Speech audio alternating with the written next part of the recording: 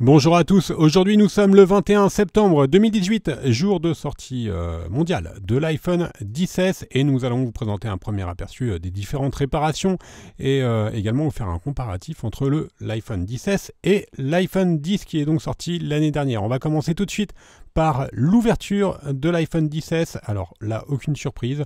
On retrouve toujours les vis Pentalobe qui sont toujours à droite et à gauche du connecteur de charge. Donc le kit d'outils ne change pas, hein, je peux vous le préciser. Ce sera exactement le même kit d'outils que sur l'iPhone X et la série des 7 et des 6 également. Alors il faut également le chauffer car je vous rappelle que la différence entre l'iPhone X et l'iPhone XS, c'est notamment au niveau de l'étanchéité. L'iPhone XS il passe en norme IP68 contrairement à l'iPhone X qui est en norme IP67, et ce qui suppose tout simplement que les stickers pour coller l'écran sont un petit peu plus résistants que sur l'iPhone X. Donc là on a chauffé l'écran. Pour pouvoir l'ouvrir, on insère ensuite un médiator en métal et ensuite un médiator en plastique pour finaliser le décollage de l'écran. Et ensuite, il ne nous restera plus qu'à faire glisser les médiators sur tout le contour de l'écran pour pouvoir le déclipser et le décoller du châssis. Alors attention, hein, ce n'est pas un tutoriel de réparation. Les tutoriels de réparation, ils seront disponibles courant octobre 2018 sur notre site et on vous détaillera bien étape par étape toutes les manipulations à faire pour pouvoir réparer soit son écran, sa batterie, son connecteur de charge, etc.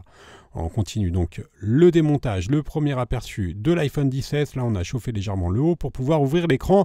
Et l'écran, il s'ouvre exactement de la même façon que sur la série du 10. Et vous allez voir, il est quasiment identique. Les nappes sont positionnées exactement au même endroit. On va donc pouvoir maintenant libérer l'écran. Alors là également, pas de réelle nouveauté au niveau de l'outillage utilisé. On retrouve toujours les vis Tri-Wing, donc qui sont présentes depuis l'iPhone 7. Également les vis cruciformes, donc il vous faut toujours le même jeu de tournevis et le même kit d'outils pour ouvrir un iPhone X ou un XS. Là, on enlève la dernière vis qui va maintenir la plaquette, et pour ceux qui sont habitués à réparer des iPhone X, vous pouvez constater que l'architecture du téléphone est quasiment identique entre le 10 et le 10S, et d'ailleurs il y a quelques pièces qui sont interchangeables. On va y venir un petit peu après. Maintenant on va pouvoir déconnecter la nappe de la batterie pour pouvoir ensuite, en toute sécurité, déconnecter toutes les nappes de l'écran. Donc pour rappel, il y en a trois. La nappe de l'afficheur, donc de l'écran OLED, la nappe du tactile et ensuite la nappe qui est située sur le haut, qui gère notamment un des deux haut-parleurs et également l'écouteur de l'oreille.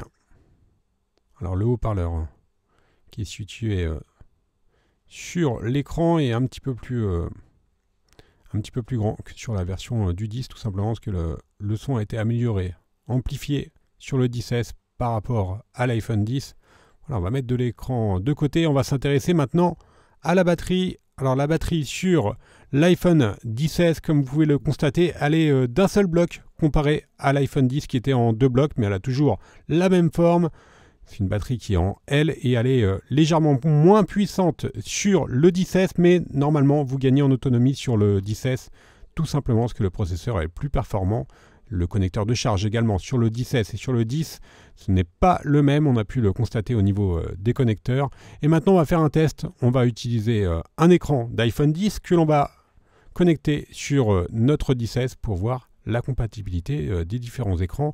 Donc voilà, on connecte un écran d'iPhone 10 que l'on va positionner, clipser sur notre iPhone 10S. Et là, tout fonctionne. L'iPhone 10S s'allume avec un écran d'iPhone 10 et le tactile fonctionne aussi. Attention cependant, ce ne sont pas les mêmes châssis d'écran, donc vous ne pouvez pas utiliser un écran d'iPhone 10 pour le positionner sur un 10S car le téléphone ne pourra pas se fermer tout simplement. Et nous allons finir ce premier aperçu par une petite expérience. On a positionné une batterie d'iPhone 10 sur notre 10S. Ce sont les mêmes connecteurs et la batterie fonctionne. La batterie du 10 fonctionne sur le 10S. Alors attention, c'est juste une expérience.